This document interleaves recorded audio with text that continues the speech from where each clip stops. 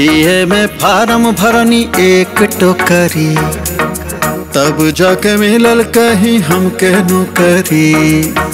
लाग गईल घूस तब मिलल प्रमोशन, गांव भर में नाम हमर हो गईल रोशन।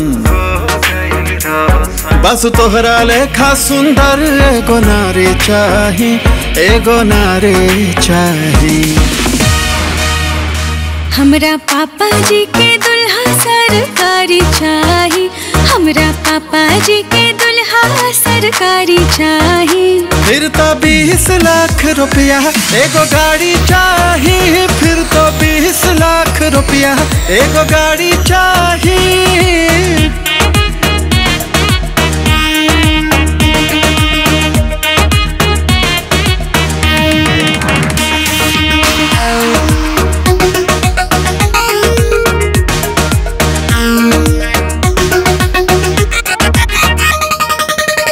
अपने बड़ाई काहे अपना से फेंका तारा, तिरछी नजरिया से हमरा के देखा तारा।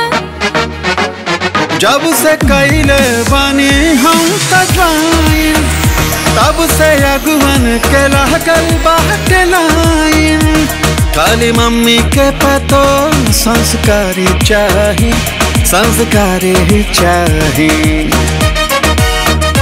हमरा पापा जी के दुल्हा सरकारी चाही, हमरा पापा जी के दुल्हा सरकारी चाही। फिर तो 20 लाख रुपया एगो गाड़ी चाही, फिर तो 20 लाख रुपया एगो गाड़ी चाही।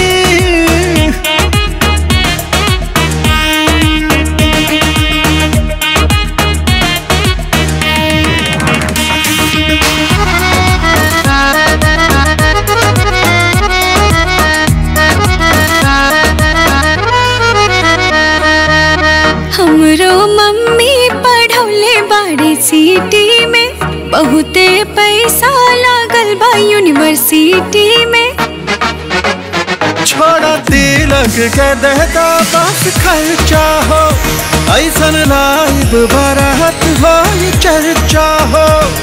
बस कन्या हमरा तोहरा लेखा प्यारी चाही, बस प्यारी चाही।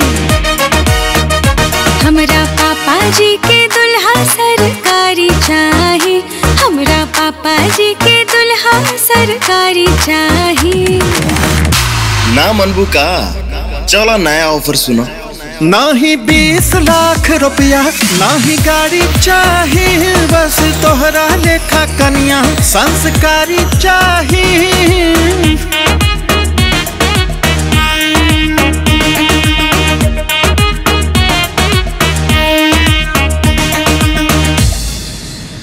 भाई लोग ये वीडियो तारा लोग कैसन लागल कमेंट करके बताइए लो। भाई के अपना सपोर्ट करो लो, फॉलो करो लो, ज़्यादा से ज़्यादा वीडियो को शेयर करो लो। मिलते हैं किसी और वीडियो के साथ।